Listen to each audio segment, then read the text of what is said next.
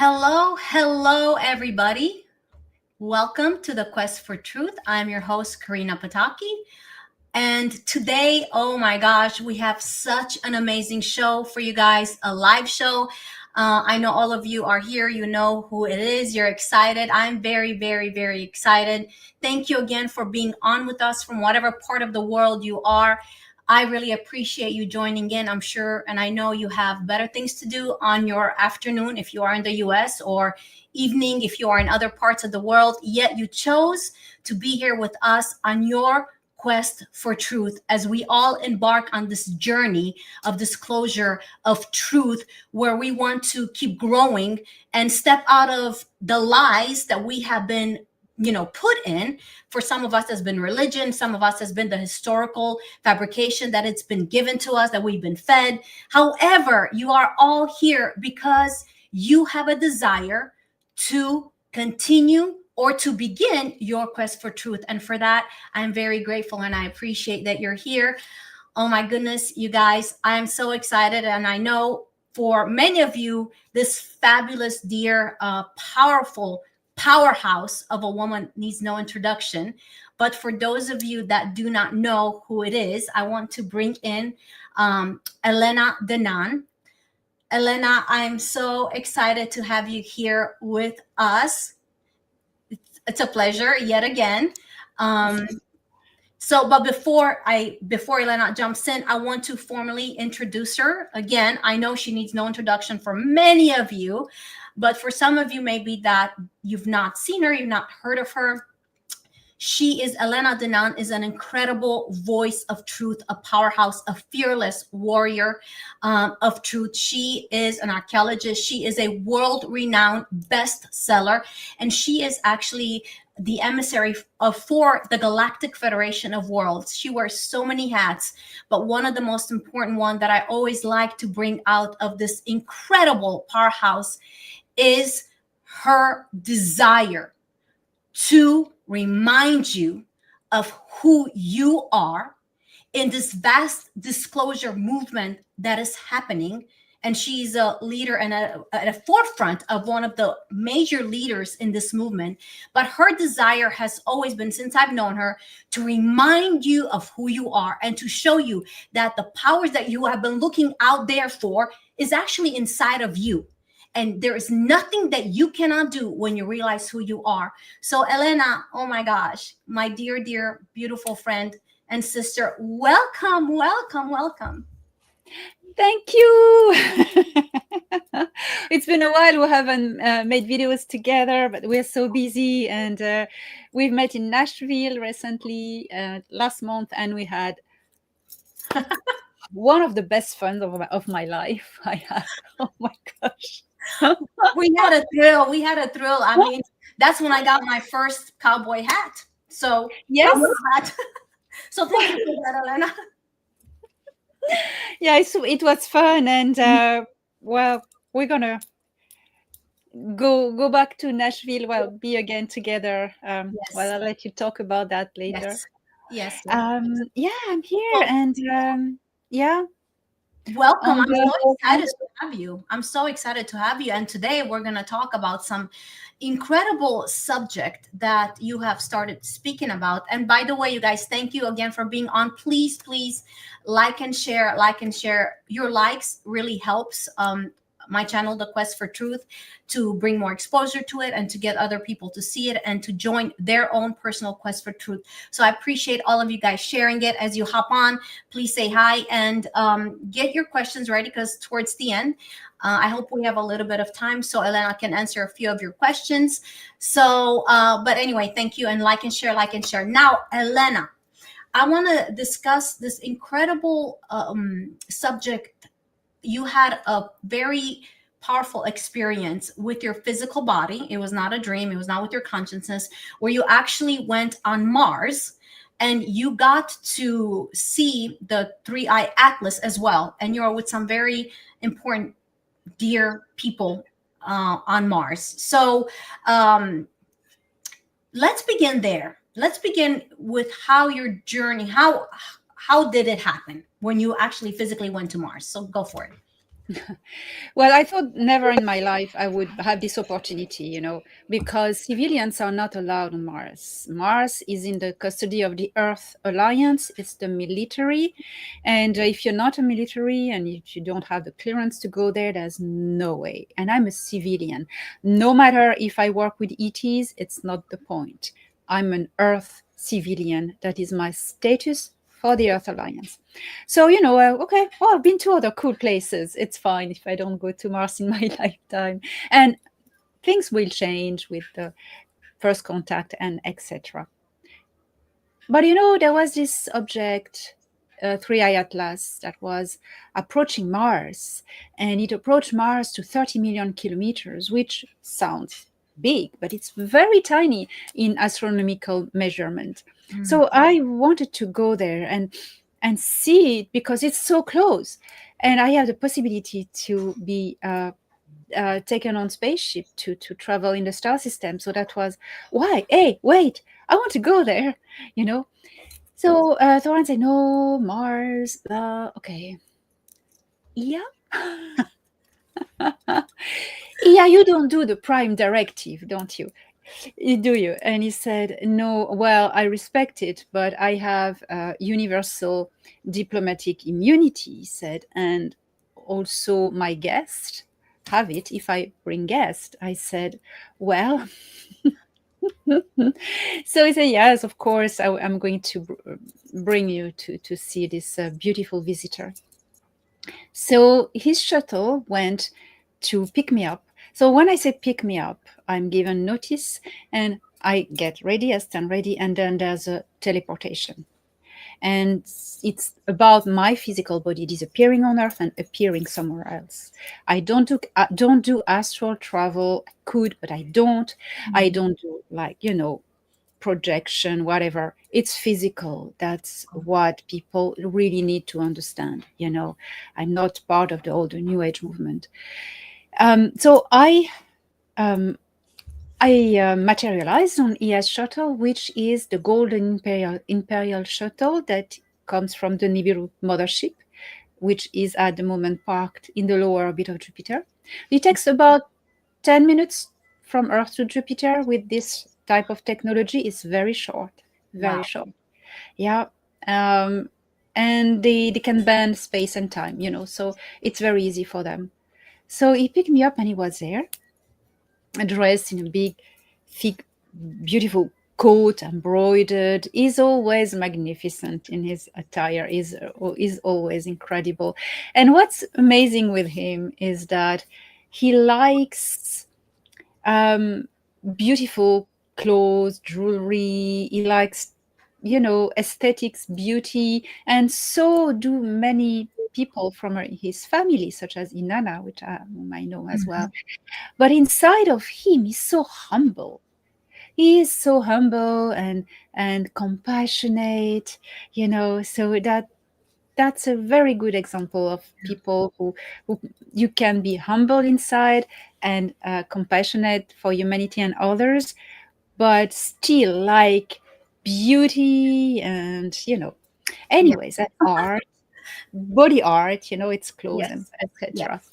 I understand that totally. And so we were there. He said, "Well, we're gonna go to Mars first, and then from there we will go to 3i Atlas and meet this beautiful being." And I said, "Listen, if we really go to Mars, I'd like to pick up my good friend Jenhan." Who is Jenhan? Jenhan Eredion is the younger brother of my contact Thoran Eredion, and he's a terraformer and he works on Mars, and he has been part of an exchange science program with myself and Dan Willis for 3 years now. So he's a very good friend. Well, we approached Mars, and I was shaking because I was so nervous. I was going to Mars. It was like one of the events in a lifetime, you know. Yeah. We went so close first and flew over it, and you could see all the details. And it's not that desertic as it NASA's shows, because they edit all the photos. Mars is in the process of terraforming. So there are green patches. Not a lot. Here and there are green patches. A few of them near settlements.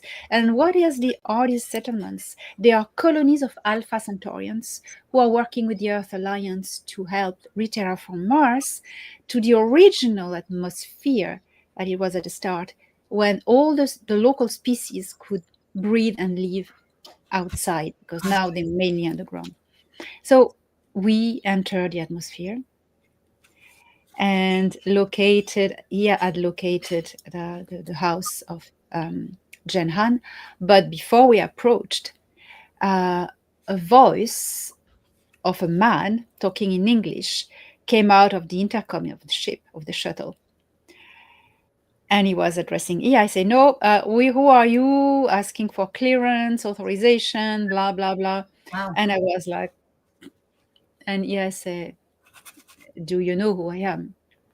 And the guy said, please, he was, please decline identity, number of the ship, blah, blah, blah, purpose of visit. And I was laughing and said, don't you know who I am? He said, I am Imperial Anarchprincia, and I have universal diplomatic immunity, and so have my guests. And the guy suddenly, that was a blank. And the guy replies, shaking. He said, of course, of course. Who are your guests? He said, Anya said, it's not your business. Um, my guests are my guests, and they have Yeah. my immunity as well, my clearance. So the guy insisted, and it was a matter of really telling my name. So I told my name, Okay. who I was, and the guy was satisfied with that. So now everybody knows I was there. Wow. Yeah. Okay. Okay. So we landed, and near Jenhan domed house. It's a little lovely little domed house. We landed as close as we could from his house, because we had to run, in fact, from the shuttle to the house. The location was quite close to the equator, so it wasn't that cold. Well, it was cold, but really bearable, really bearable. But the thing is, the atmosphere, humans, we cannot breathe it yet for a long time. It's too rare in oxygen. So Okay. we need apparatus to breathe. It was a small mask like this. And so he gave me one. He put one himself as well.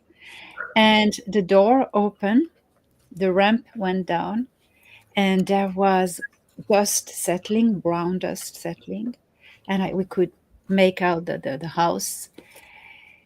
The airlock was open, so we went down, and unfortunately I can't tell what I saw, because all I saw was dust, the ground, like powder, sand, ground, Mhm. a bit of rocks on the side, a ground greenish sky that was filled with the dust that the shuttle had lifted, and the shape of the house. That's all I saw from Mars. But we ran from the ramp to the house, and I could feel my step stumping in the dust. That Wow. was amazing. And it Wow. was super cold. It was super cold. But we managed it. Enter the airlock. The airlock of the house closed. Mhm. Another door opened after decompression, and change of the oxygen. We removed our masks and we came in. It was warm, breathable. So also the gravity outside is lighter. So when we were running, well, boom, boom, boom, boom, Oh, boom. like you're taking off a little bit. Yes. Yeah. Wow, what a feeling. Yeah. So in the house, the gravity is more normal for people, for humans. So it was okay. And oh my goodness, when Jane Han saw me, it was a big hug, and I met him already physically, but on board spaceships, not in his house ever. You know, How long have you known Jenhan for? How long have you collaborated with him? I met in 2021, so it's 5 years now. Okay, okay. Now, Elena, let me ask you this question regarding Mars, because some researchers believe that Mars once hosted a thriving civilization, Yeah. and they destroyed themselves because they misused their power. Is that true? There was a war, in fact. There was a war a long time ago. And this war affected the fourth planet, if you want. And that is now the asteroid belt. The fourth planet was destroyed, and Mars was not far and got all the debris, and it really destroyed the planet, the atmosphere. You know, the Valley Marineris on Yes, Mars, yes, it's the yes. trace of this time where a big chunk of the fourth planet passing by and scraping the atmosphere and everything with it. Oh, wow. So yeah, that's what and you can really see the Valley Marineris is not a normal valley. It's really something passed by and you know, Yeah, yeah, yeah. You can tell. Okay, yeah, you can really tell. okay. And yeah, the two civilizations are still there now as survivors, but live Okay. underground. And who are they? What type of civilizations are they? There's a reptilian, benevolent civilization. They call themselves the Tiru. They are pacifist reptilians, and they live now underground. Okay. And there are several species of insectoids, Ah, and they don't really have name themselves. They attach to the name Tiru because Mars, they call it Tyr, Tyr. mhm. But they are, yeah, they live underground, and they are, I could say they are pacifists, but they are very territorial, Oh, territorial, and they have been really struggling with the Mars occupation of the negative Earth military previous 2021. You know, all the dark secret space yeah, programs. They were at war against them. yeah. And they still there? The dark secret. I mean the. Okay, so their Mars has Yeah, been completely. yeah, yes, yes. Mars was cleared in 2021. Okay, okay. That's wonderful. Okay, so go back now to your reunion with Jen Han and how that Yes. was. Oh, it was so good to see him, especially where he lives, because when I communicate with him, I have a peripheral vision. I communicate with my implant. We are interfaced. Mhm. And I can see sometimes his desk or behind it a little bit, a round window and a bit of the bed. It's a bit dim light. And now I was there. I was there. I could see his bed, his desk. It was fun. And that's serious. And everywhere here. And yeah, we hugged, and he there was two colleagues with him at that moment, two girls. So he said my colleagues. So it's his life, Yes. and a Pleiadian and from planet Temer in the Taygeta system, and another one from Alpha Centauri. Okay. And the two girls and Jenhan, when they saw, but there was a bit of euphoria between Jenhan and I. But then I realized that they saw Ia, and Ia was standing behind me, very majestic, and he's very tall, nearly touching the low ceiling of the dome. And yes, and Jenhan saw him and he bowed, and the girls were flattened, like crying. Crying like, oh my gosh, you know. And Jenhan was doing the salute of the federation, and Ia said, no, no, everybody stand up now. Mhm. And that's the protocol. They need to bow first, and the superior rank needs to allow it, and then says, get up now. That's how they work. That's how they work. So they were very impressed. The girls were shaking, and they looked really young. So and then we didn't stay very long, and we got back together with Janhan and the girls. We didn't leave them there. You know, they were welcome to come. Oh, that was nice. That was their lucky day. That was Wow, their it was very lucky day. Wow. very lucky day. Oh my goodness. So mask everybody, airlock, running to the shuttle, getting in, close the ramp back, closing the shuttle door, repressurizing the airlock, and then going into the command room, closing the other airlock, and removing the mask and sitting down. And I didn't describe it to you first, but EA's Imperial Shuttle, it's called the Golden Shuttle, not for any reason, Yes. because it's made of solid gold Wow. and platinum. So it's the gold shuttle. Wow. And the frequency within this vehicle is beyond, beyond. It's very high frequency, and you feel all the atoms of your body buzzing. It's incredible. It's incredible. Everything is shiny, and the sparks of all the reflections of the light on the elements. It's beautiful. So Does it look like a ship? Does it look like a ship on the inside? Does it look like a ship, or is it a bit different? it looks like a ship, a normal shuttle, Okay. Okay. with seats.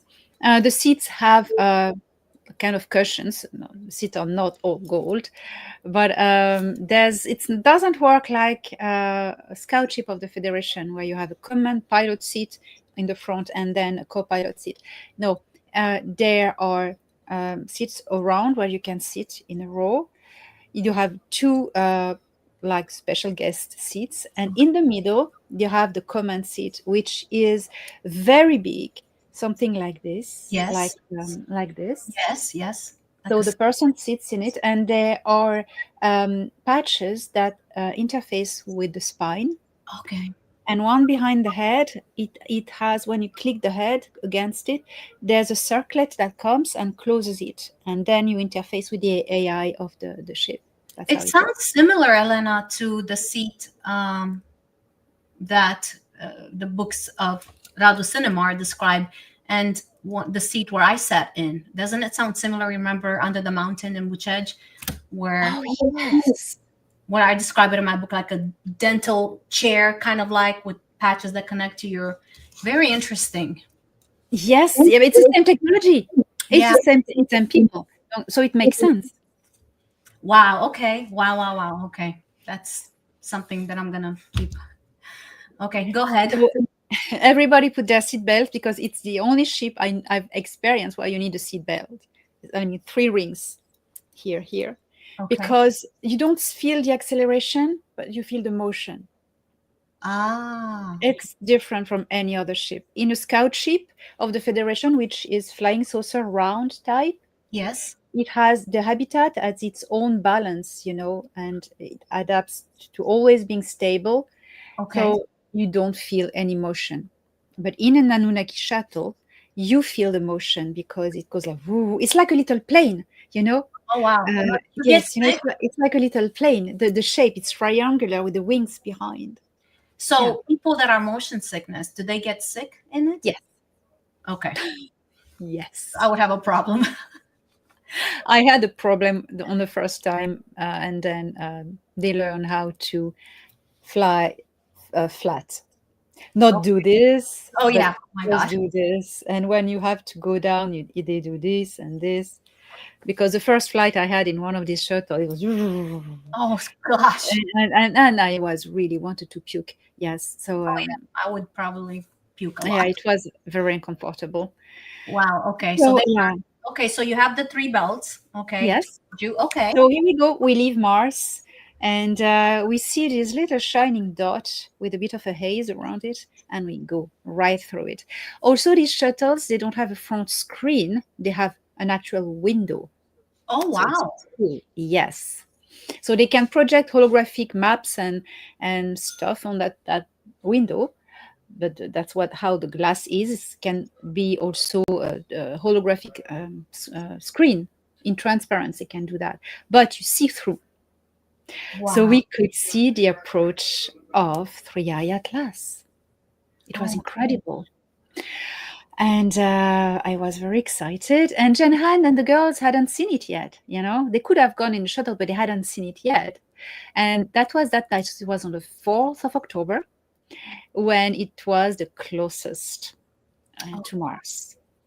Wow. And we arrived and we could see the elongated shape. So the shuttle slowed down and just hovered there next to it before approaching. Because it's not properly a ship, it is a vessel containing a being, Mm-hmm. a plasmic being, a plasmic consciousness. And it's kind of a ship, but it's its body. So it's a being with a body that is a ship carved in stone, in a stone rock. Mm-hmm. But you need to be respectful before approaching someone and just ask, may we approach you? May we make contact? May we come close? So it was all Ia's work to do this by telepathy with that being. I could really see he was communicating with him. So I was sat on his right in that guest seat, and Jenhan and the two girls were sat in the row that was like a hemcircle behind us. Okay. Jenhan in the middle, Mm-hmm. and so they were quiet. And the being allowed us to come near and position above him, not landing because that would have been rude, just Yes. Yes. hovering above it. It allowed us so we could stay for a while Okay. and enjoy the connection. So what we could feel first, this ship is empty of crew. There's no crew in it. There's no crew. There's Okay. no crew. It's empty. Okay, Mm-hmm. it doesn't transport anybody or anything. Just it is the vessel for plasmic, non-biologic consciousness. These plasmic beings exist in space. Uh, Plasma can self-contain when in submit to an electromagnetic field, and when consciousness embed in it, it's because plasma is able. It's a heated gas that once polarized emits a pulse. It's Mm-hmm. like a heartbeat, so it can allow consciousness, and the consciousness with the plasma can does that the plasma self contains in a shape, and Mm. this shape usually spherical. Sometimes it's Yeah. beings with, I saw that, tentacles like jellyfish. It's incredible, or protozoa, amoeba. It's really Yes. weird Yes. and beautiful, and the colors Yes. amazing, like northern lights. Yes. And Yes. so this one, I didn't see it, but I could interface with it. It was I felt it was like a bluish and gold plasmic ball sphere that was being hosted in this vessel, and we could feel peace and something very ancient. These beings are called explorers. They are called the explorers. So they are much more ancient than the star system, Wow. and they gather data, Mm-hmm. and they never come twice in the same place. They are going to travel between galaxies even and learn. They are out of time. So for them, the time is not as long as we could uh, experience for them, Yeah. so they come, and once they approach a star system, they Mm-hmm. are going to be subject to the gravitational of the star field of the star and of the planet. So they switch into linear time Oh, wow. about their experience. They experience time as linear. When they leave a star system, they experience time again as the time field, as non-linear. So Wow. he is experiencing time as linear at the moment. Now, Elena, where do these beings come from? Do you know? Do you have a thought? Source, like every one of us, Mm-hmm. children of source, children of creator, as any other sentient being in the whole of creation. Mm-hmm. And they are living in space. They don't live on planets or world, they live in space. Do they And live in sometimes this they universe? can inhabit. This universe, or do they travel through the multiverses? They can travel to the multiverses. They are present in most of all universes because they are very basic uh, and highest form of consciousness, of life. They are the highest form of life in creation. Okay. Yes. And it's not that we will evolve to be that. No, not at all. They are Species, yes. a Yes. species of their own. And they can be very much diverse, you know. Is this, Elena, is this what we encountered when we were at Buchej at the Sphinx, when you and I tapped into the under the Sphinx? We encountered a plasmic being that allowed us to go in there. This is the same, similar. Is it similar, the same type? Yes, it is. Yes, it is. It is. It is exactly that. Yes. Okay. So they can embed spaceships, technologies in some holes of records, or you Hmm. know, And this one was an explorer. The one that you engaged with, or IA, Three Eye Atlas, is an explorer. it's That's an explorer. okay. So it's pacifist, and he comes here only to gather data about the civilizations and the world he's studying. Okay, and he studied already Mars, and he's going to study Venus and Jupiter on his way out. Now he's in the other side of the sun, because what they do, they regenerate their fuel. They fuel with the energy of the stars, the gravitational field of the stars. So how does it works? Hmm. How does it work? So gravity are pump wave, longitudinal waves, and they are going to pulse through the ether, which is the medium of space. Space is not empty. It's space is clouds of particles just floating there. Hmm. When a longitudinal gravity wave passes through the ether, it excites the particles, Right. and they are going to heat up and excite, and it creates energy. Ah. And this energy is called frill. Uh-huh. And that's how it can be gathered and power spaceships and these explorers, these plasma beings. Not only the explorers, but all the other plasma beings, they feed off thrill. That's how they eat, you know? Yeah, yeah, yeah. So this one is at the moment, as we speak, behind Sol, our star, and fueling, pumping, pumping the energy, not the sun, but the energy produced by the gravity waves propelled, emitted by the sun. And when he'll have tummy full, he leaves to direction another star system. So that's why there were images captured where seem to be spaceships that are around the sun. That's what they're. Can you explain that phenomenon? There's always spaceships around the sun. You know, this star So they system is go very in crowded. and they go in and they get this energy and they come Yes. out and then go Yes. on, right? This is what's happening. Yeah, yeah. There are many ships. They do that. You know, many different technologies and culture. It's very handy. It's Yes. there. The energy is there. You just have to take it. You know, Yeah. and it's not taking anything from the star. It's not vampirizing or pumping something, taking off from the star. Right? It is harvesting what the star creates. Yeah. Yeah. That's it. That's a very good distinction to make. So they're not taking something. No, They're nothing. They're not, like you said, vampirizing it. It's what the no. star emits, and Yes. it's there. So okay, that's a very, very good difference. I'd never thought of that. That's Yes. okay. Okay. Okay. So go ahead. Continue. Yeah, This- so the being yeah. that is in three eye atlas, it has no name. His name is frequency, but it had kind of a masculine Okay. polarity to it.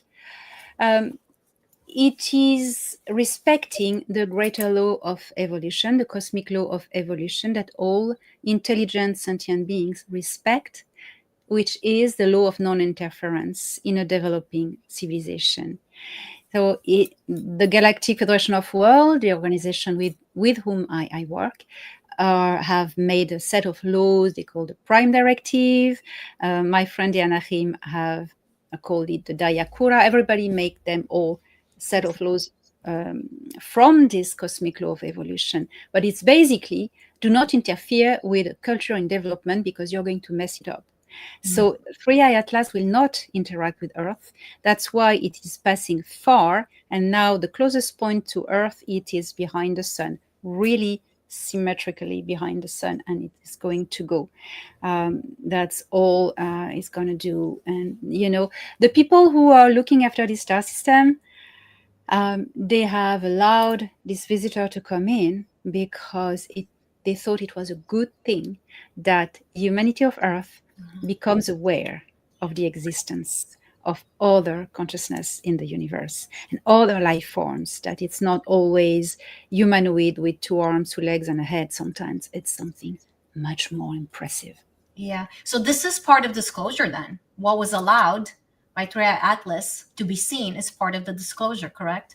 Yes, it is. It was not planned Mm. because it just showed up. Okay.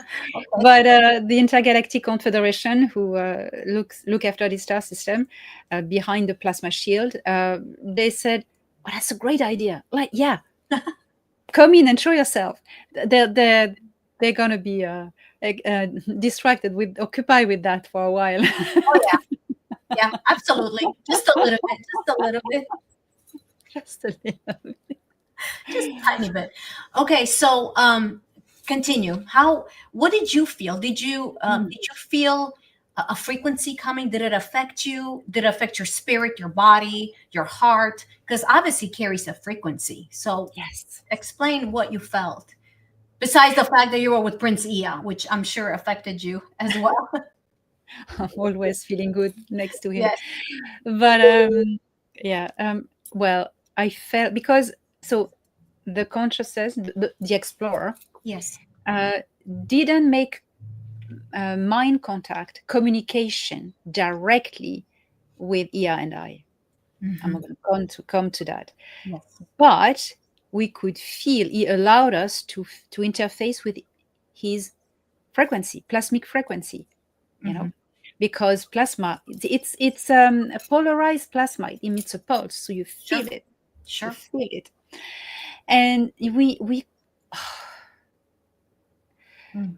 peace, Mhm. wisdom, ancientness, Mm.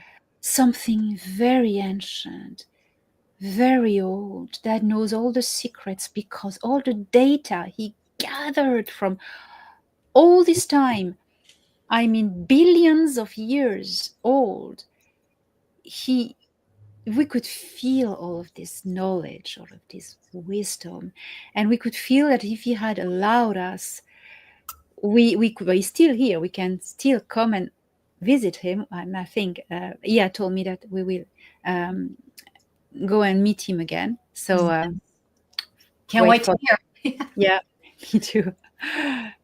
We could feel that if he allowed us to interface, we could look into his knowledge.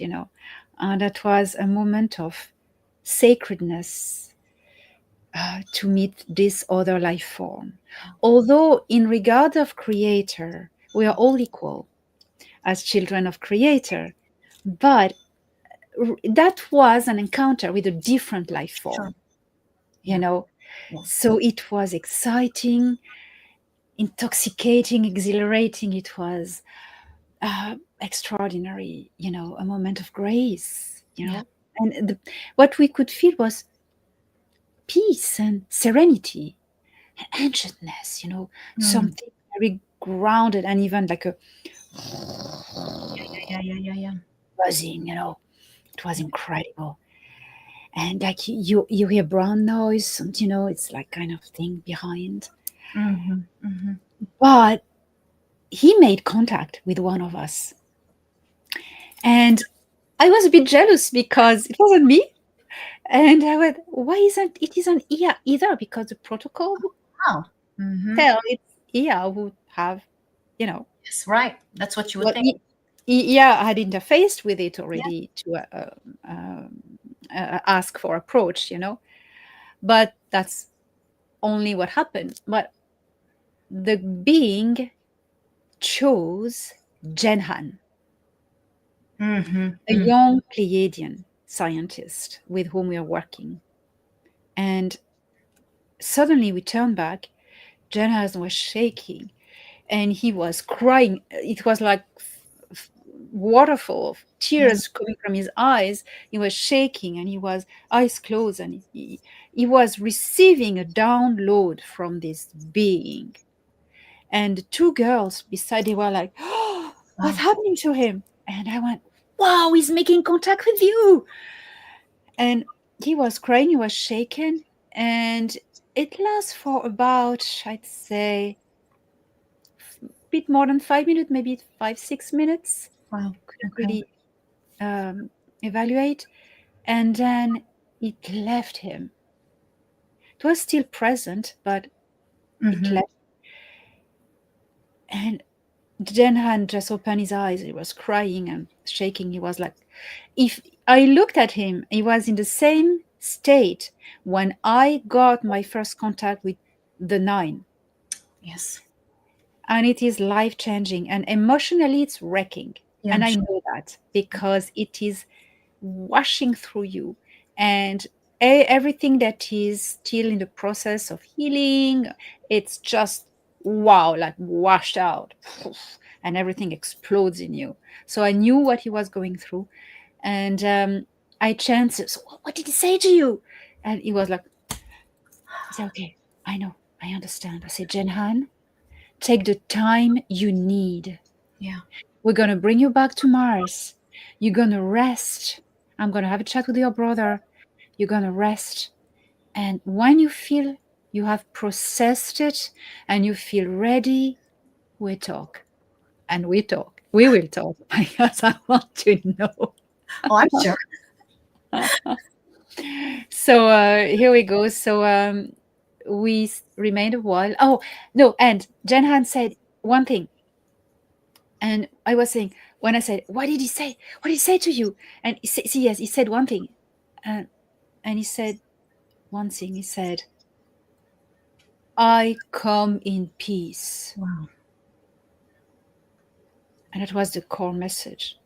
And I got it that meant that it was a multidimensional bundle message. I know this way of communication. Mm-hmm. It bore the okay, layer one. I am a space rock and I come in peace. I'm not going to disturb everyone. Okay. Mm-hmm.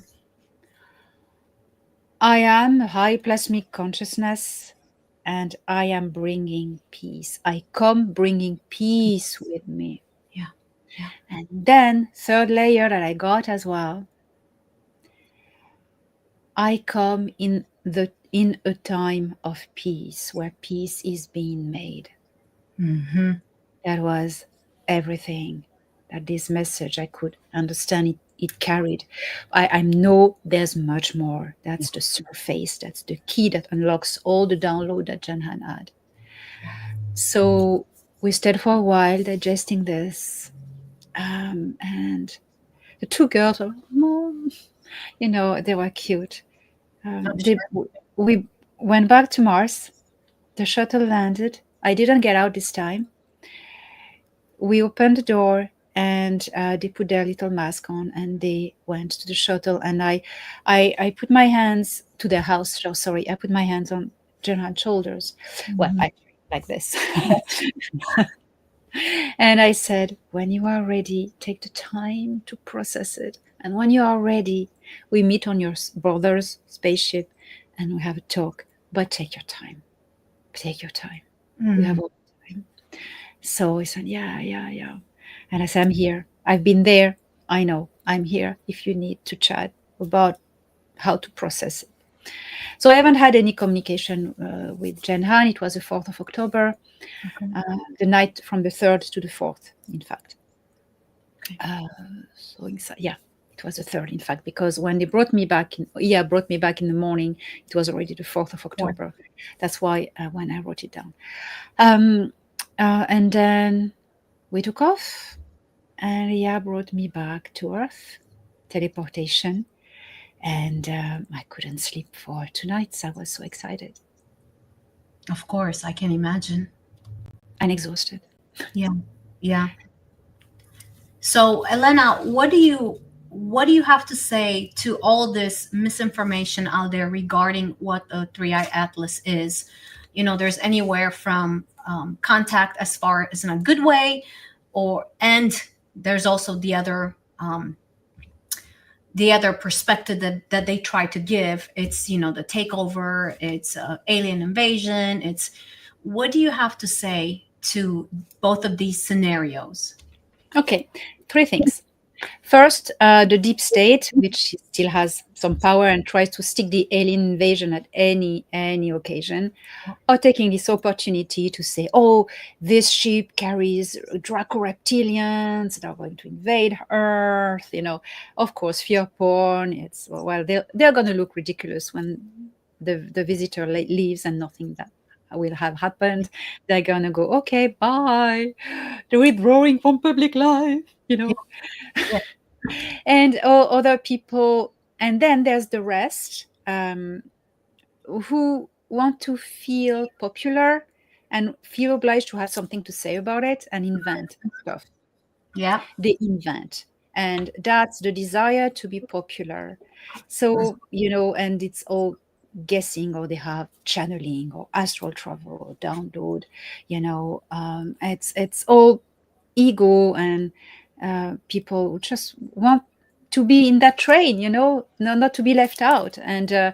well, it's time people use their discernment. And three, there are honest, genuine people who have interfaced their Yes. consciousness with Royal Atlas. And there's a lot, because I've been telling from the start, from the moment I received the first images of it on August 9, and I did a TikTok video on that, and I did few Star Nation news on this. On August 9, I was shown what Prayer Atlas is. And straight away, I was inspired to tell everybody, this being comes in peace and Hmm. is studying you, is studying us from a distance. It's an opportunity for everybody to make contact, Hmm. because it's a beautiful beings. I mean, it's someone incredible, which has an incredible knowledge. So, and he's there. So I said, think about it, look at the sky and put your intention to communicate with it, and because there's no more bad ETs out there in the star system, so you risk nothing. It's not dangerous. Okay. you Okay. you you will interface with it if you are lucky, and you can even look at a photo of it on internet, or it's some a support, something, or see with the star app where it is and stare in that direction. Try to make contact, and people have managed to make contact. Mm. And the people I know who have managed to make contact, they all say the same thing. This is the most magical moment of their lives. They have interface with a supra intelligence that is so kind, radiating peace, love, compassion, wisdom, knowledge, intelligence, respect, and it changed their lives. So that's a beautiful experience. Wow. So, Elena, for the people that are watching right now or will be watching, can you repeat again? Because I know they're probably going, oh my gosh, tell me now, how do I connect? How do I connect? Can you break it down again for them? And if you're watching, take notes. Take notes. I'm looking at the comments here. There's a lot of comments, a lot of incredible comments. Explain again, how does one connect, contact, interface? Because, like you said, we all have the ability. We just have to believe that, know who we are, believe that, and use that. So, how does one use that? Okay, you need for a consciousness communication, because this communication, this type of communication is on the level of consciousness, not telepathy. Telepathy is from a mind to another. This is a plasmic consciousness. It's not a plasmic biological mind, plastic consciousness. So it's going to work between this consciousness and yours. Okay, your soul, your being, what we call your higher self, is yourself, your true self that vibrates in a higher frequency. It's not something above, it's Very good. yourself. Very good. So it's a quantum entanglement. So as every quantum entanglement, you need point A, point B. So you need a target. So to have a target, you need a support. Okay, support upon which you're going to focus and try to link, project your consciousness, your mind into it. Like imagine you are in it. What are these support? It can be a photo of 3i Atlas. There are plenty on internet. A real photo, not an AI reconstitution. A real photo, it can be just a dot, but that's it. You can take a star app, and a star app, or even NASA. They're they're good at coordinates. So NASA site coordinates where it is, you find it, and you're going to look into this direction and try to imagine it's there and think that your consciousness is there. Is there. This is not a transport of information, it's a quantum entanglement. So it's teleportation of information. So, I mean, a consciousness projects itself there. So you need a support. That's it, you know. So that's how you do it. And it's good to put yourself in a meditation state. It is very important for it to work that you are putting yourself and standing into a very clear and high vibration. How do you do that? Meditation. Prepare yourself with a meditation and then think about positive thoughts, anything that can help you create a higher state of emotion. Okay? And then that comes from your heart, goes to your pineal gland, and that's when that is going to work from there, from the pineal gland to the center of the consciousness of this being. Teleportation, projection of information. So you have to imagine yourself in your head. You're in your head. Okay, you're there. And then you see that point there, that photo or that star location, and you imagine, if you visualize, you manifest, you create that you are there. You're not here anymore, you are there.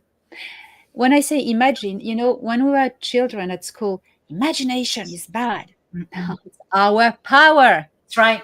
That's right. It's our power. That's right. Stop telling children that imagination is crap. It is our power. It is. Right? Yes. So that's how you do it. That's very, very powerful. Now, I'm on the backs of that, Elena, let me ask you this, because you often remind people, you often remind us that truth must be grounded, right? It must be grounded. So with all these experiences that you had, how do you stay grounded and in discernment? So how should people stay grounded and in their discernment, not to be hijacked? First of all, how do you stay grounded and in discernment? And how should people stay grounded and in discernment? Okay. First, refuse all information that comes from outside. Information that comes from outside, even watching this video, is a guidance. Good point. Take what it is that resonates with you. Okay? There's a lot out there. What I am talking about is not you must do like this. It's an invitation, a suggestion. Okay? Then the true knowledge comes not through what your mind hears or read, but comes through your experience. Through knowledge, no, it doesn't come from here, it comes from here. What you experience, well, it's real because you experience it, you know? So you must do the work yourself. When you do the work yourself, it doesn't work. It doesn't work. Don't try to find the answer outside. If it doesn't work, it's because you do it wrong or you're not ready and you need to practice more. That's all it is. You need to work, you know? And maybe there are parts of yourself that need to be healed, etc., etc. Why are you doing it? Motive. For gaining personal information. That's cool. That's great. That's how it helps you evolve. And then you can share it. Oh, I've learned that. Or is it to inflate your popularity? I wish to learn this to make a video about it. No, the front mind can, can take over, and you can imagine things. You need to be in a state where if nothing comes, it's okay. Mm-hmm. Come another time, or not, just trying. And we are all on the path of evolution. Staying grounded means relaying on your own experience, you know and not to try to channel. Channeling is absolutely something that needs to go, because it's really misleading people. Channeling what? Opening your consciousness to anything that pretends to be what you want. Yeah. There are predators out there. Okay, the bodities are gone, the Greys and Draco reptilians are gone. It's history. But we live on Earth, which is a planet Mm. like every other planet with life that has etheric layers. Yeah. And the lowest etheric layers that are closest to human life, biological life, are the low astral. And in the low astral, you have levels that go down, Mm-hmm. and you have, yeah, demonics Yeah. sometimes. Oh yeah. And if you want to contact beautiful beings, you need to go through channeling. You need to go through this layer. And I mean, I don't recommend it, because why do you do that? Mm. You have the connection directly to the records of creator. Mm-hmm. Some call it the Akashic records. You have, because you are a fractal of creator. Yeah. You are fractal consciousness of creator. So you have the same power, and you can have access to the knowledge of creator through your pineal gland, you know? Mm-hmm. So why searching answers outside when you can access them from yourself, from with it? Yeah. It's very good. In other words, you don't need a middleman. No. This, Elena, this has been the problem in Christianity. I'm speaking Christianity because that's my background. I'm not Muslim. I'm not, so I can't speak to that, but I can speak to Christianity.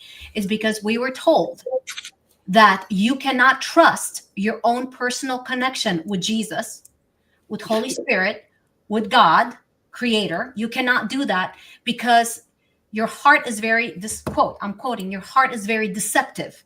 Among every other organ, your heart is the most deceptive. So imagine what programming from, for thousands of years, Christianity has subjugated on the people, on the Christians, that you cannot trust. You need a pastor, you need a leader over you to tell you if the encounters that you're having are truly encounters with Jesus, encounters with the light, or demonic.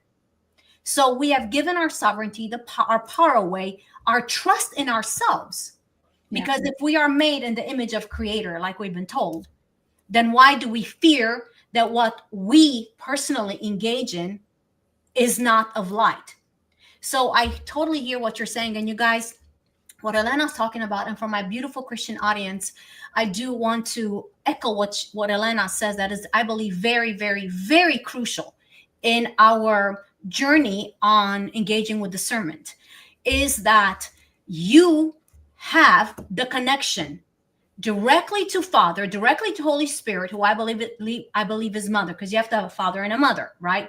You have the direct connection to Jesus, who is your older brother. You do not need Tom, Dick, and Harry to tell you if your encounters in your prayer time, in your meditation time, in your fasting time are of God or are of demons. You do not need that. Stop. And I'm saying it with lots of love and a smile on my face. Stop giving your power away, and stop allowing somebody that has positioned themselves over you to tell you what you should and should not do, to tell you what you should and should not believe. And this is what Elena is saying. Basically, stop going outside, go within you, and allow the truth and the connection that is within you to take you on your own quest for truth. Now, like Elena was saying, see, she's teaching you guys, she's inviting you and she's giving you some tools. But now it's your turn to take those tools that you're learning and apply them for yourself, which comes from the inside out. You are just given tools. You are just given tools. Now, the way you use those tools and you being diligent and mature to do the work to use those tools, it's up to you. And Elena, I would say this so much when I was preaching, okay, in my Christian conferences, because so many people, what was happening is they would have demonic attacks. That's just the truth. You touched on it. There's a lot out there. They're disembodied spirits, and they are looking for a place, a person, a space to manifest their twisted desires. So if they can find a human that opens themselves up, they will do that. That's why channeling is very, very dangerous. That's why opening ourselves up to stuff that we don't know is very, very dangerous. So what I would tell people, Elena, is like that they would come praying, oh my gosh, this is this and this and this and this and this is happening. So I would look at them and they would feel powerless. They would feel like victims. They would feel, and it's horrific. It's horrific to find yourself in that place. It's horrific. And what I would tell them is, listen, you have been given the tools. You have been given the nails. You have been given the hammer. You have been given the cutting tools. Go and cut a door. Use the cutting board, spiritually speaking, to cut wood, make a door, use the hammer and the nails to put the door on your house. You have the tools. You have been given the tools. Now use them. But unfortunately, what we as humans have done, especially in Christendom, and I love you guys, but this is just the truth of what I have observed and in my life and in everybody, other people's lives, is we sit down feeling powerless because we don't see ourselves for who we truly are. And what you're saying is, no, see yourself for who you truly are. I'm here giving you some tools. I am showing you the tools that I have. Now, use the tools that you have, utilize them, do something with them. Stop allowing others from outside to do your work for you, because that's when we get in trouble. That is when we get in trouble. So, Elena, is that basically what you're saying? Yes, it's a power. It's control. Because from the beginning, unfortunately, the institution didn't want people to find out they had the power. I always recommend my Christian friends to go back to the origins, to the words of Yeshua himself. Yeshua always said, "All I can do, you can do too, and much more." And he was encouraging people to connect with God creator themselves. Yeah. And this, the dark institution wanted to control humanity, created the whole system of church and priests, and you don't need intermediary. Come on. You have the direct contact with the brain of God. I mean, and so you can just do it. Why they told you to demonize the meditation and the yoga and the serpents? We can go there. Let's go there. Let's go there.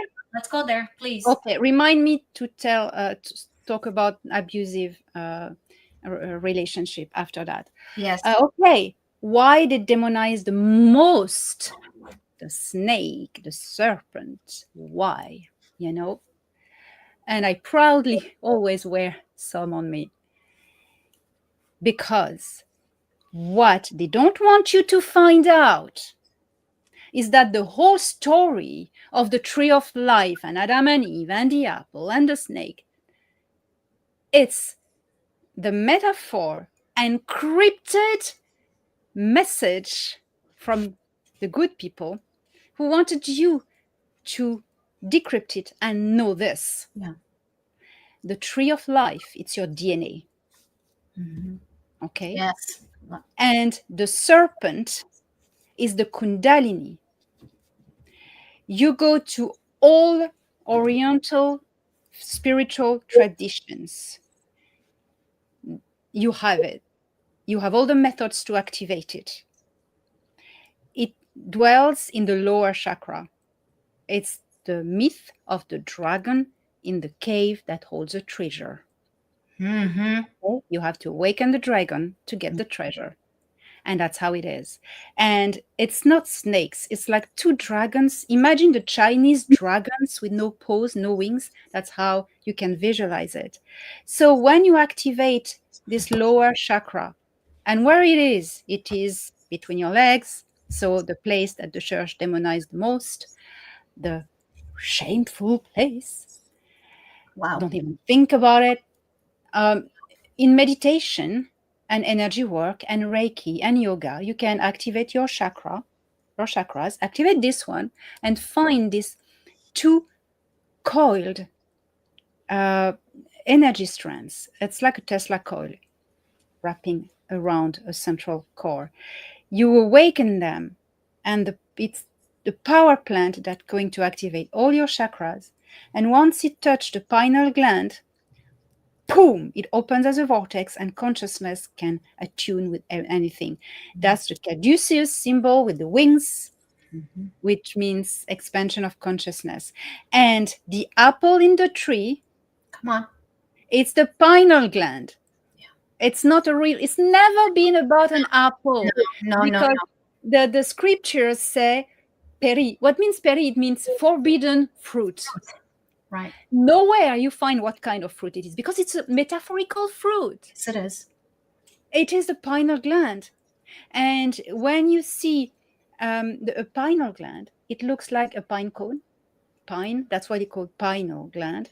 Yes. Um, and I like to make the also the link with the vision of the pineapple. Pine apple. And it looks Mm-hmm. like a pineal gland with something that goes up like this.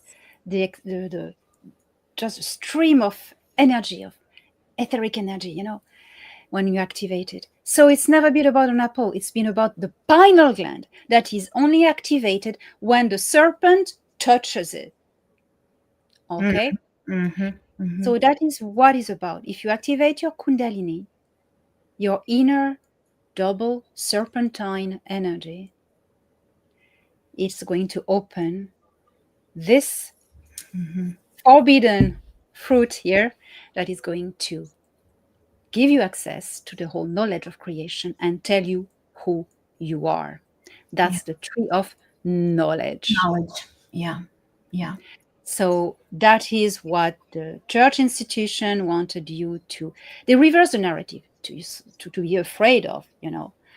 Uh, I I talk about all these things in details when I come next to Nashville. We're going to talk about it later.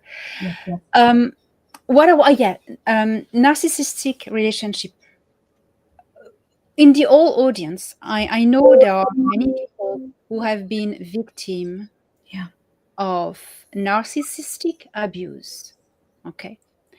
I have been, because in my choice of incarnation, I wanted to experience it. Then I know how it works and I know how you get out of it and I can explain it.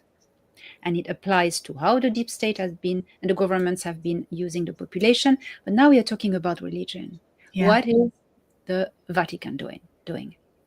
Narcissistic abuse. And how does narcissistic abuse works? Uh, People who have been in that experience know exactly. They're going to promise you heaven, but tell you how horribly sinful you are. They are going to destroy your self-confidence. They are going to make you feel like shit. Yeah. They are going to make you think you are totally powerless without a priest or someone who's above you, who will tell you, don't even think this, don't think that, don't do this, don't do that. And everything you will do in your personal life at home, in Mm-hmm. your bed, in the private places of your home, will be thinking of what the priest would think about that. I Yes. mean, that's insane. That's insane. That's narcissistic Yeah. abuse for control. It is Yes. time now, and that's what I'm fighting for. And you also, Corina, that's why we Yes. join forces. We're both fighting for people to break this cage of Yes. mental Yes. abuse Yes. and reconnect with who they are, Yes. activate their Kundalini, their power, discover that they have the direct line with God, that they can connect with God straight away. Yes. With Yeshua was the same frequency, a very beautiful particular Yeah. frequency. Yeah. But if people are drawn Mm. to I don't like the word worship because it puts Yes, I you get under something. I'm against this word. it. I would say to follow the teachings, Yes. let's say, Yeah. okay, of Yeshua, Yeah. take him as an inspiration. Well, go back to what he said. What did he say? Yeah. He never said, told anyone to build churches. He No. never considered himself as a priest. Go back to what he was saying. Yeah. And I can assure you that's where the true, original, unspoiled Christianity is. Yeah. It's not in the office and the banks of and the undergrounds of the Vatican. It's No. not there. It's No. here and here. Yeah. And let me say something along with what you said, Elena, for I'm just trying to skim through the comments just a little bit. What I want us to understand, Jesus was not Christian. I know this may shock my beautiful Christian family. Jesus did not ever say, I came to establish religion. And let that have part of my name in it, Christ. Or, Christ is not his middle name. It literally means anointed. Somebody set apart, anointed. So even the word Christian is ridiculous. Jesus did not come to establish that. What I am talking about here is relationship, because religion kills. Religion takes away your power. Religion manipulates. Religion makes rules and laws. That's what Yahweh did. That's what the wannabe God of the Old Testament, that is what he did. That's why he killed so many. That's why there was so much bloodshed, because he was all about religion, because religion connects to fear, control, and manipulation. Jesus came to do away with religion, with AKA fear, control, and manipulation. Jesus came to show you and me who we are, and to remind us that it's all about relationship. Relationship, you guys, is based on love. Relationship is based on, I am not doing this out of fear. I am doing this because I love. And love is the moving force that moves me to do these things. It's not fear. Number one. Number two, I see here a comment it's making my blood boil, so I'm just going to address it really fast. It's not one person against the Bible, because the Bible is not the word of God. Let me just say that again. I'm going to say it again. That's a lie. The Bible is 66 books written by men that pee like you pee. Do you hear me? The word of God, and go to sleep like you do and eat like you do. The word of God, of Creator, is whatever he and Holy Spirit, she chooses to speak to you personally as his child. Because if you are a parent, which I am, as a parent, you will not want your words to be given to your children through Tom, Dick, and Harry that are not part of the family. They're not siblings.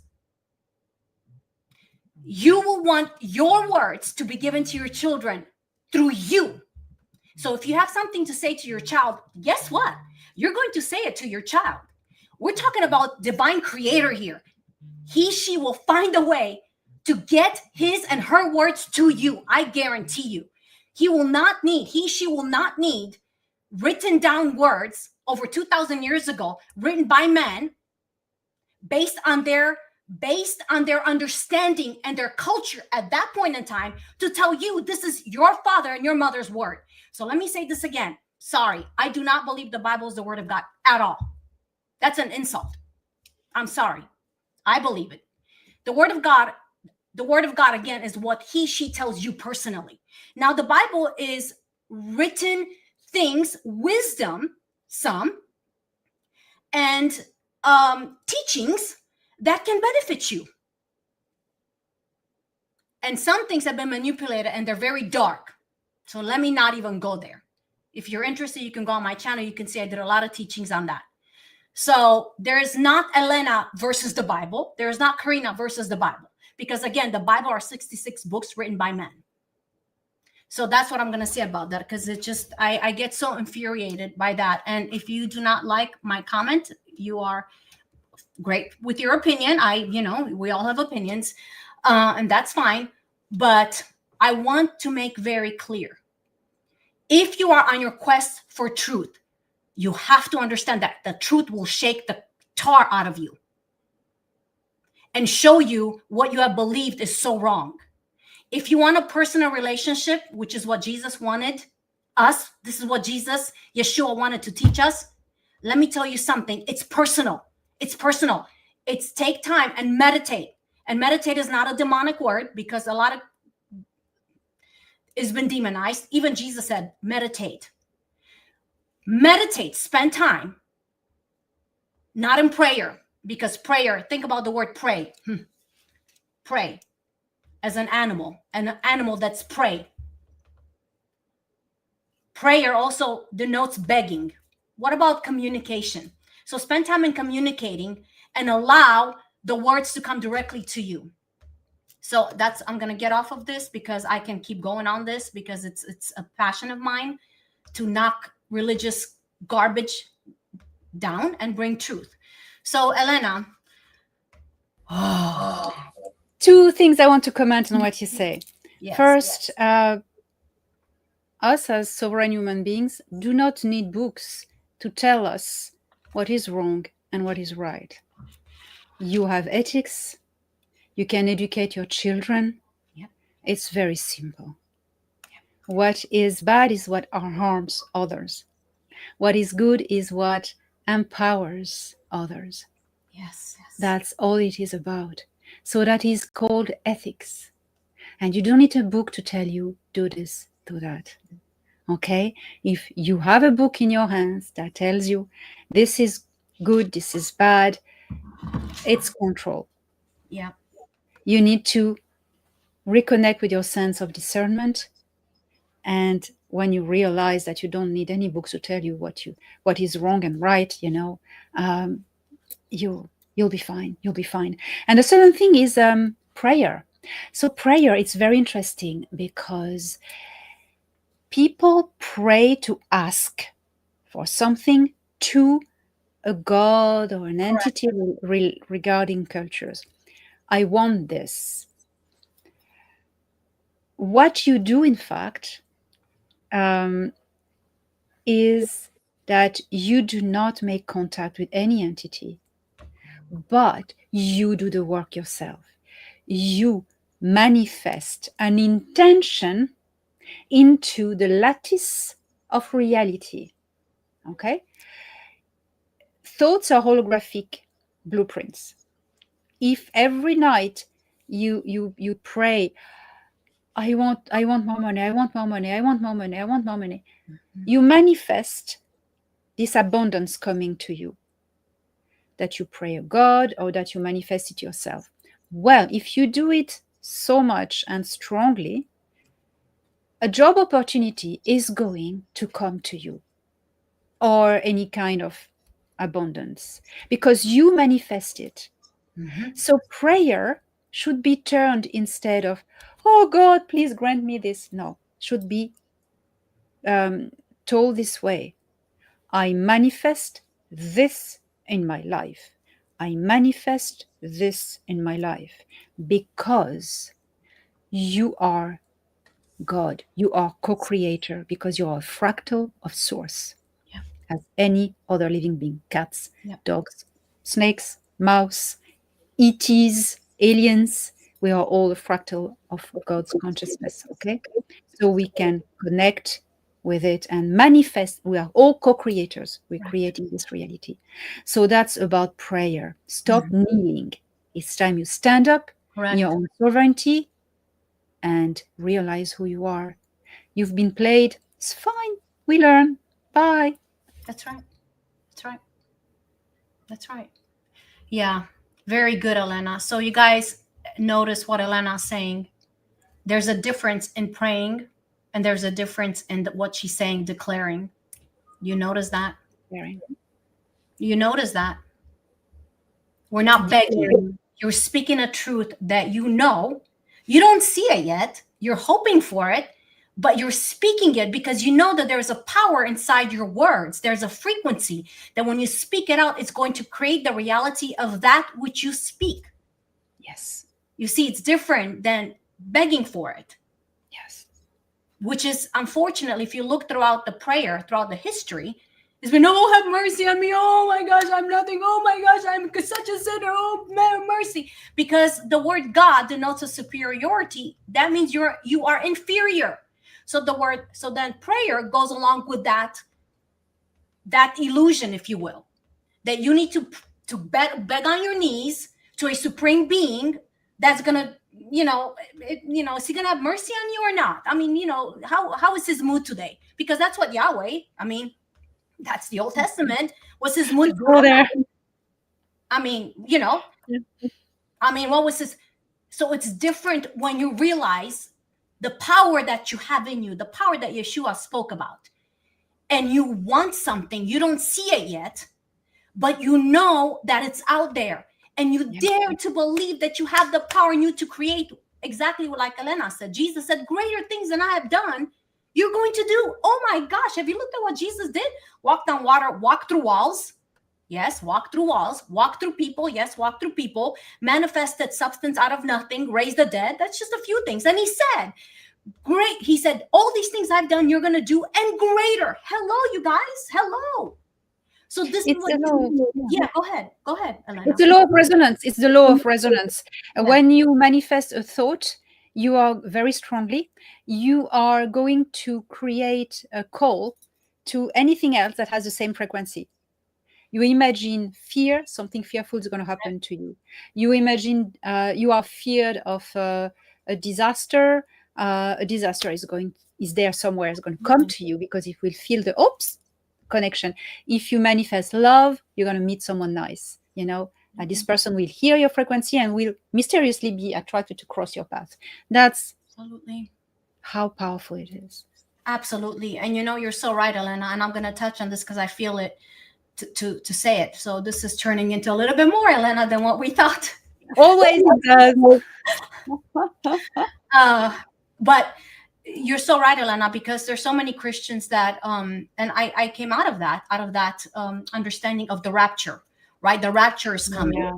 And that means you're going to be taken up by Jesus, and the rest of you that are not worthy because you did stuff, you're going to be left in hell. So let me deal with the word rapture first. The word rapture literally means rape. So we've been taught that Jesus is going to come. Come on, you guys. I'm not making this up. Just look for it yourself. What does the word rapture mean? That Jesus comes like a thief in the night to rape you. Yeah. Do you see how blind we have been? So let me jump off of that, even though I want to stand there, I'm going to jump off of that. So the reality is this, Elena, I don't know how it could happen. I have no idea. But people that will really believe the rapture and that all hell is going to break loose, they're creating that reality for themselves. Yes. I'm not going to be on it. I'm just going to tell you right now. And even if that was the case, let me tell you something. Jesus did not teach us how to be cowards. Jesus would never tell you that pack your bag and you sit on your bed, you and your family, and get ready to be taken out. Who gives a crap about the rest of humanity? Jesus would have never thought that. Never. Look in my eyeballs. Jesus would have never taught you and me to be weak cowards. If all hell breaks loose, let me tell you what Jesus would have taught you and me. Get your ass up and start fighting, because there's other ones that cannot fight. So if you're going to represent Jesus, if you think the power of Christ that rose him from the dead is within you, let me tell you something. That ain't a weak coward. That's a warrior. That, again, if all shit breaks loose, I'm sorry, I'm using the word shit. Yes, I am.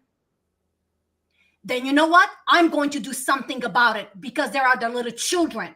There are the weak. There are the ones that can't do it. And guess what? I'm going to be a warrior, and I'm going to get up and I'm going to fight. I'm not going to be ready to go on the first train that leaves. So that's that. I wanted to deal with that. Go ahead, Elena. Yeshua never wanted to be seen as a savior. No. He's not a savior. Yeshua is not a savior. He's a guide. Yeah. That's a whole difference. He will show you the door, where the door is, but he will not open it for you. Yeah, I know a lot of you probably are shaking right now, Christians. Let me jump on what Elena said. Let me expand it a little bit. Jesus did not come to save us from hell. Absolutely not. This is what Elena means. Jesus came to save us, you know, from what? From the lie that we have been imprisoned, especially as Christians, by an evil wannabe pretender that pretended to be God. When Jesus looked at the Pharisees in John and he said, "Your father is not my father. Your father is evil. He's been a liar and a murderer of humanity from the beginning. That's therefore you will do the will of your father, which was to crucify Jesus." So Jesus gave his life. His father did not kill Jesus, which is what we've been taught to.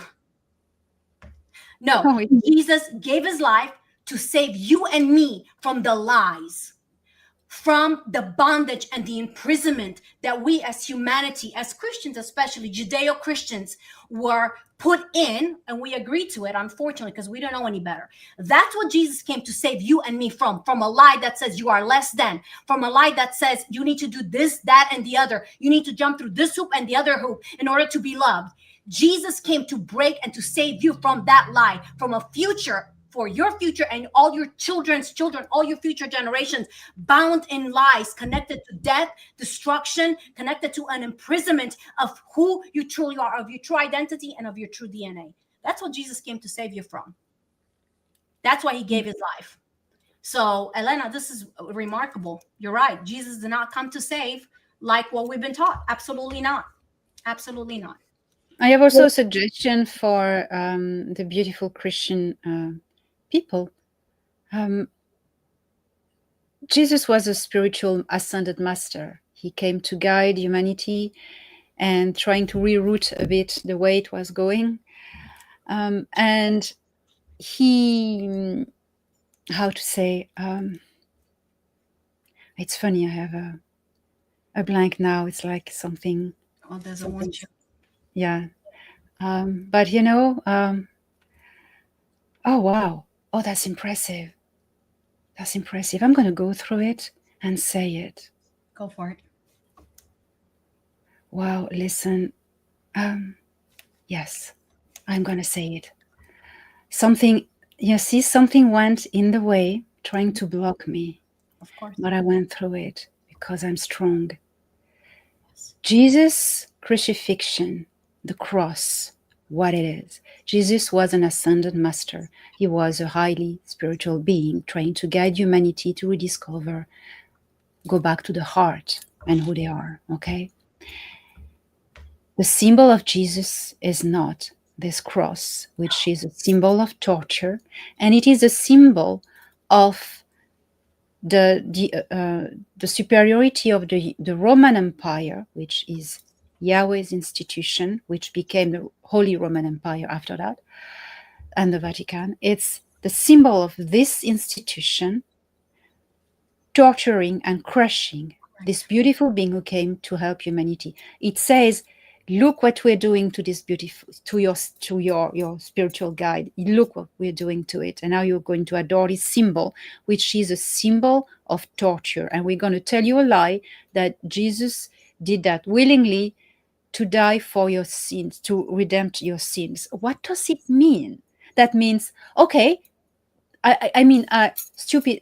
If I'm stupid, I think, and no offense, I think, okay, because sometimes I like to think like this to try to understand. I think, okay, so this guy, 2,000 years ago, he died on a cross, and by doing this, he redeemed all the sins, past and future. That means I can be a murderer and a very bad person. Doesn't matter. He's redeemed my sins already. You know what it allows? It's wrong. Okay, so now, if you want to wear a symbol, a pendant that represents Yeshua for you and what he represents, my suggestion is that you wear something that represents him and his message. And I think there's already a very beautiful symbol available, is the Sacred Heart. This heart with flames, it's beautiful because it's love. It's his heart filled with love, bringing light to the world. I think it's a beautiful symbol of him. throw the crosses, the spine crowns, all the torture. That's dark, evil It stuff. is. It is. Go back to the message and wear something that represents him beautifully. I think the heart is perfect, Mhm. or something. I don't know, whatever, you know. This is really good, Ellen. I actually, when I did a conference in Virginia, actually with Karen at Karen's place, I spoke on this almost 3 years ago. And I know, again, it's a shock because we have associated the cross with Christianity, with the symbol of Jesus. But this is what I have to say. And it's so interesting you're saying this. This is what I have to say.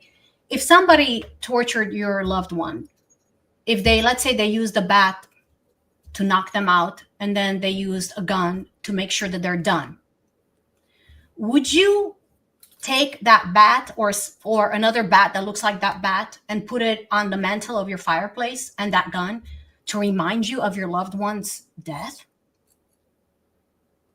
No, the cross was a torture, like I said, like Elena said, instrument, and it was not God, divine creator, that put his son on that cross. So if it was used as a torture instrument by his enemies, why in the world have we associated that with Jesus and with Christianity? Do you see, everything is inverted? Everything, what's happening is what's bad, that it's called good, when what's good has been twisted to be called bad. And actually, if you take the cross, Ellen, I know you know geometry, and Dan Willis, hi Dan, he's on here. Dan! Yes, and you fold it, it becomes a box or a cube. I'm not going to Oh, go into that, but yes, we will do another true. on what the cube is, because it's not a very good thing, No. what it's been used. I mean, saying what it's been used. So I do agree with that wholeheartedly, Elena. Let's use something that really represents Jesus. And ridiculous comment here. If I'm no longer a Christian, then why do I keep talking about Christianity? That is such a stupid comment. I'm sorry, I say it with all due respect, but it's a very stupid comment. Again, maybe you did not hear it. It's not about religion. It's not about Islam, Christianity, Buddhism. What I'm talking about is about relationship. So I have beautiful friends that are still under the umbrella of Christians. I love Jesus with all my heart. So don't you dare question my heart. But my job is to speak the truth, or to show the quest for truth so that anyone can choose to walk it. That's why I'm addressing Christians. So obviously this is not for you. So Jonathan, ciao, bye-bye, amigo. Get off my page. Okay, Elena, let's go. Go ahead, take it, and then we'll go to some questions. I'm grabbing this opportunity. I think the word Christian has been hijacked as well. Oh yeah.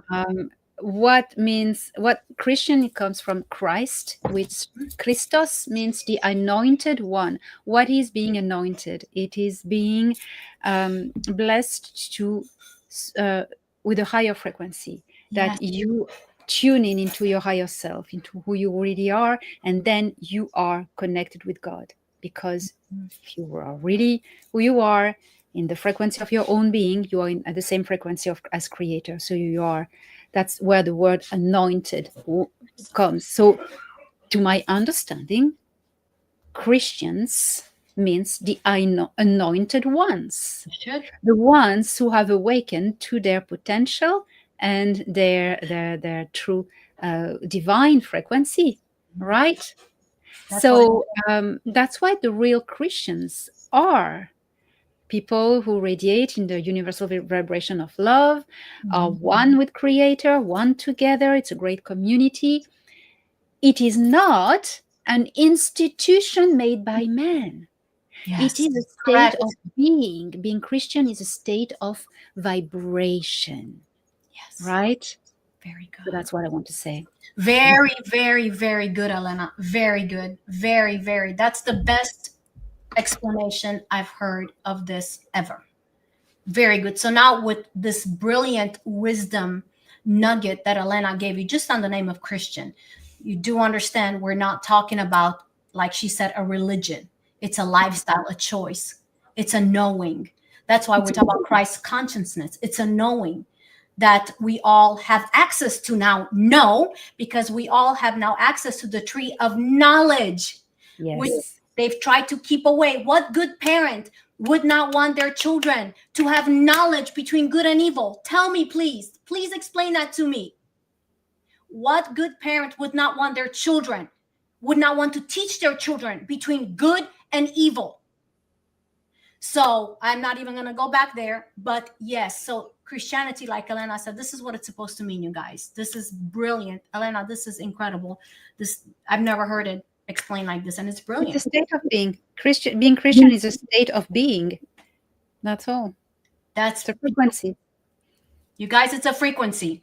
So yes, my heart will always be, and my desire to speak to Christians and about Christianity, the true Christianity. So, all right, now Elena, let's take. Are you free to take a few questions? Sure. Okay. Bring it on. Try me. Oh God. Okay, I don't even. Isn't Juiced one of the Jedi? Very funny. Very funny. Yes, and I can't even read those words. With Chewbacca and C-3PO. Next question.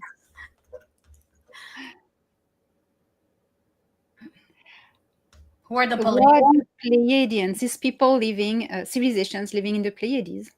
But what? Okay, I don't know what Alexander is. Okay,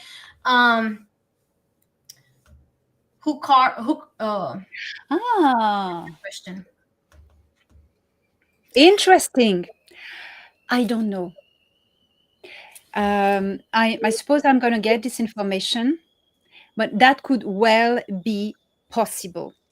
Because I thought about that, I say if somebody carved it, must have been the architects or the builders. Yes, that's my strong supposition. Although I haven't had that confirmed, but I would think that path as well would make sense. Were explorers directly given by source? Yes, they come from source as we do. So they are just a different species of existence.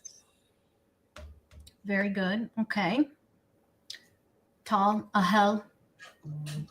Hey, grounded star. See, that's my friend Abigail. I think that must be the second party of a question. So, okay. So there's okay. My friend Corina. Hey, Corina.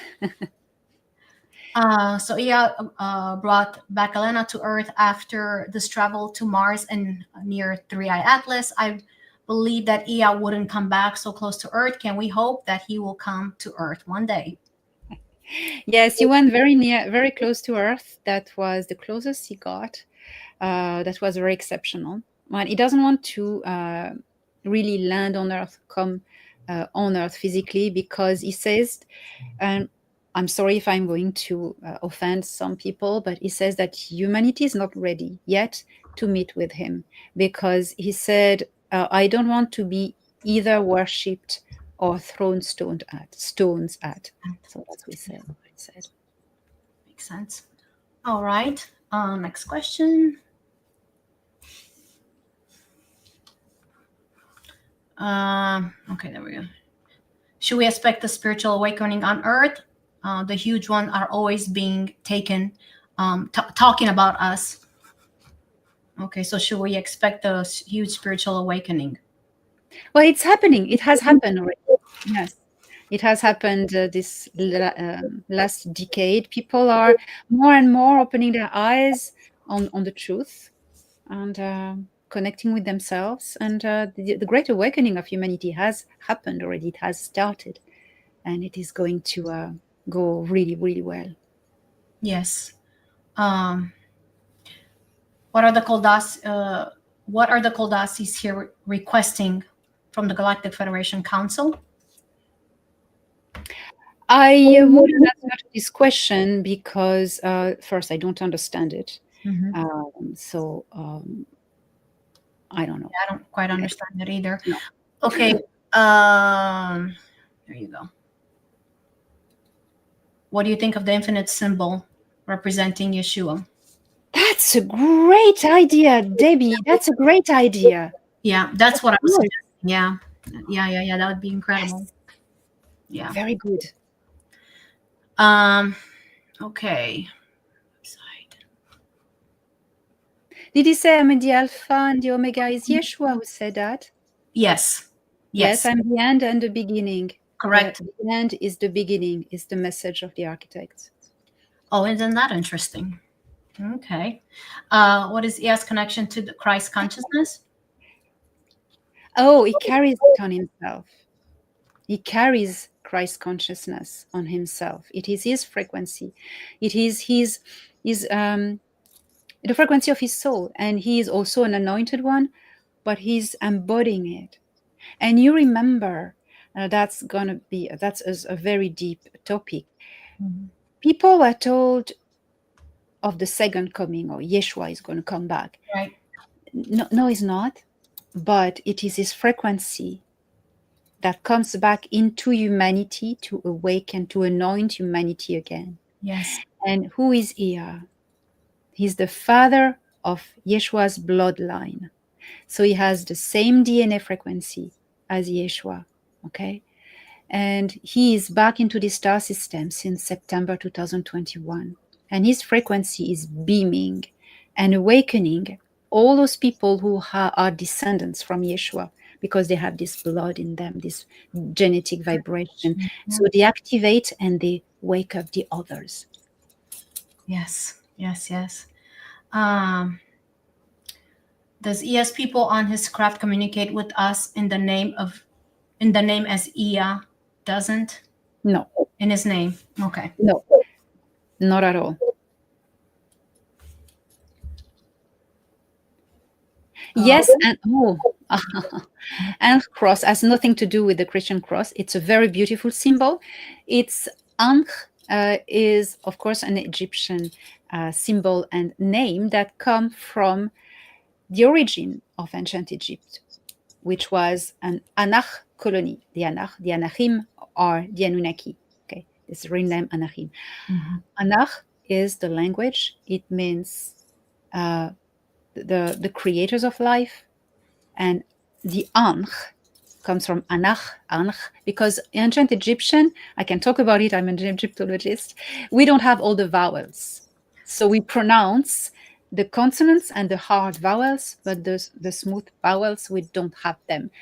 In truth, Ankh was pronounced Anach, and it means the frill, the creative energy of the universe. So please wear this. It's a powerful symbol that can really boost your energy field. Great. Great question. In the pods awaken under the moon. Mm-hmm. Yes.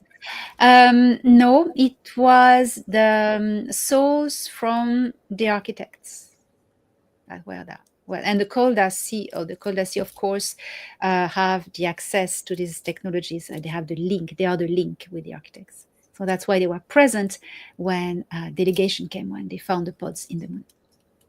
Yes. Let's take 3 more questions.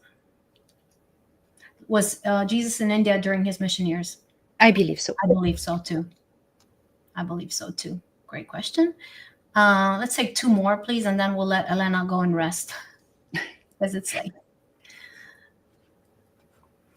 Let's see. There's a lot of questions, Elena, but some of them are not relevant to these subjects. Take the time, take time. Pick one that is relevant with the topic. Yeah, so you guys, please, let's just a few more questions that are relevant to this subject, not about Tom, Dick, and Harry. Laiba, it's all my people, my love crew here. Oh my gosh, they're all here. They're all coming to Nashville. Oh gosh, yes. Oh my gosh, thank you for saying that. See, Elena, I would have forgotten you guys. Let me announce. Laiba.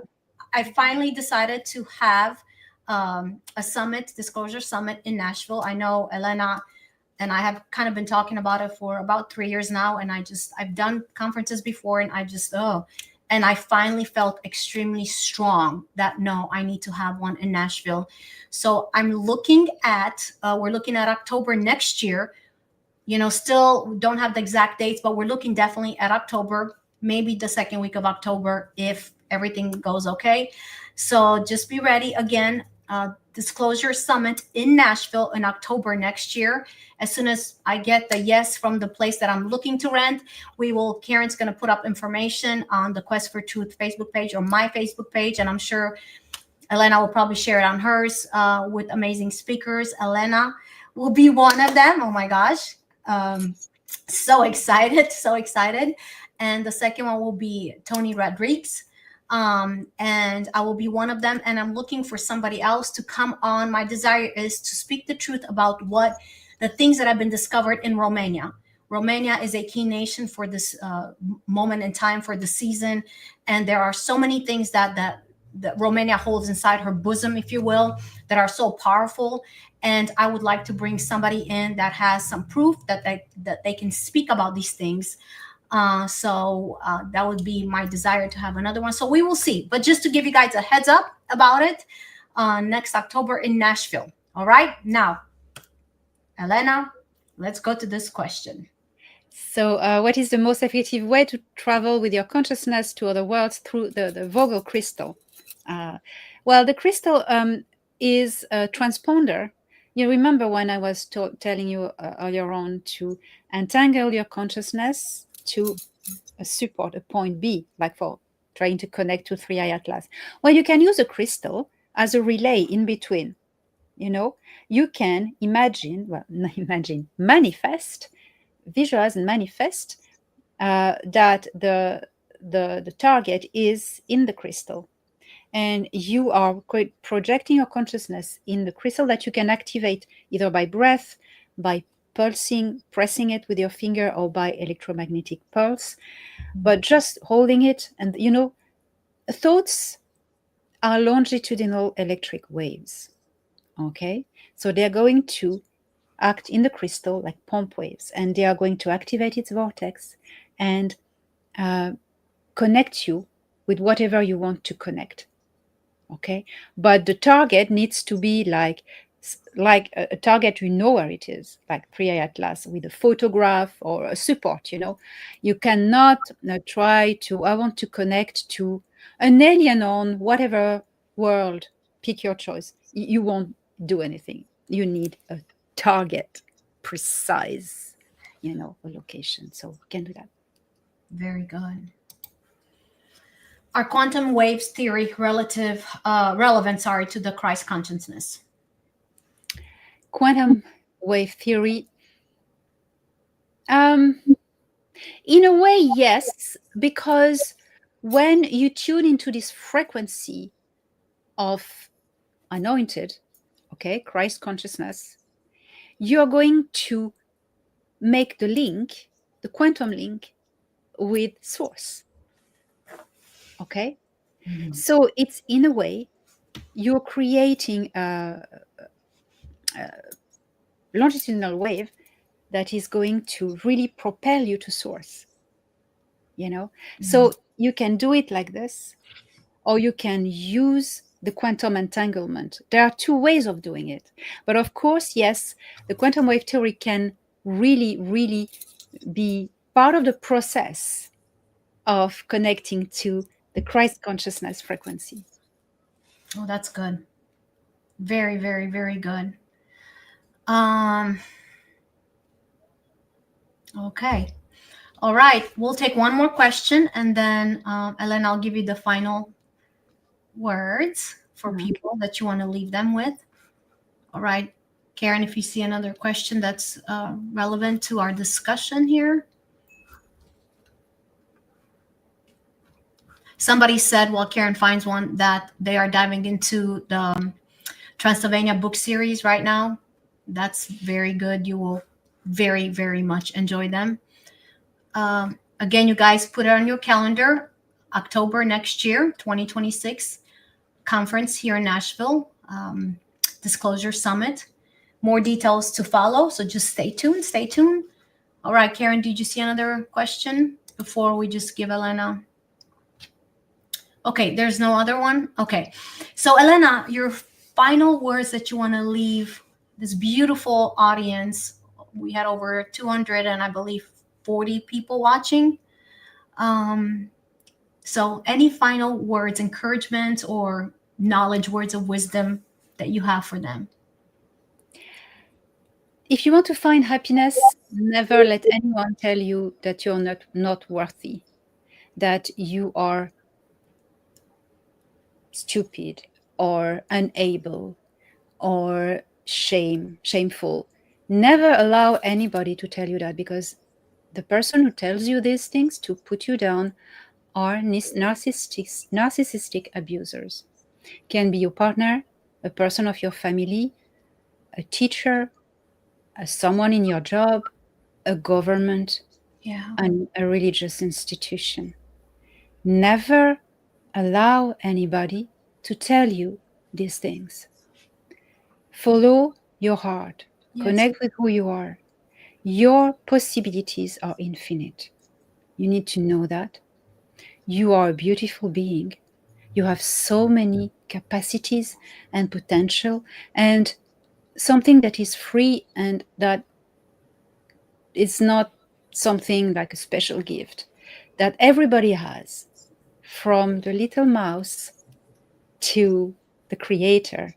It is an innate, natural ability that connects you to everything else and that allows you to achieve everything you desire to achieve.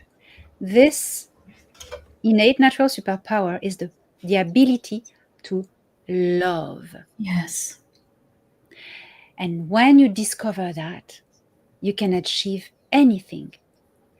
There's a dimension to love.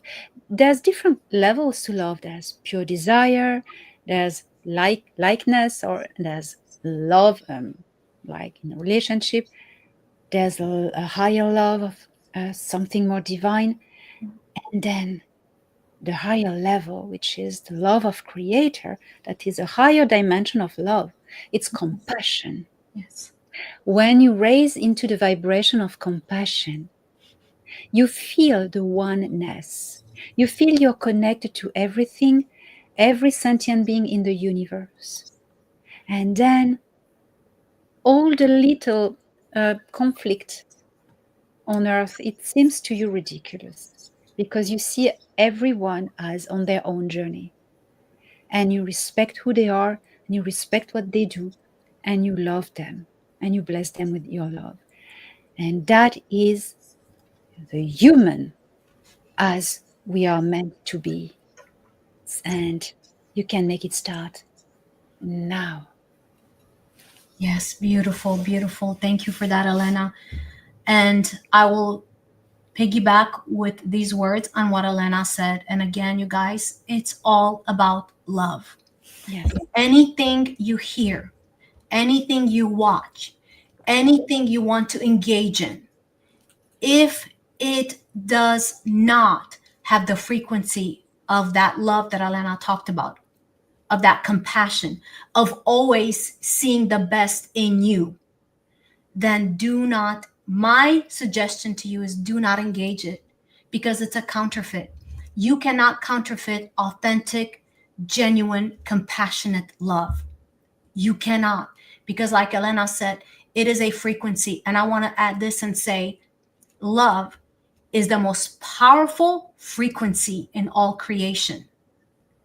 It can create, you can create, there's two forces that create fear and love. Yes.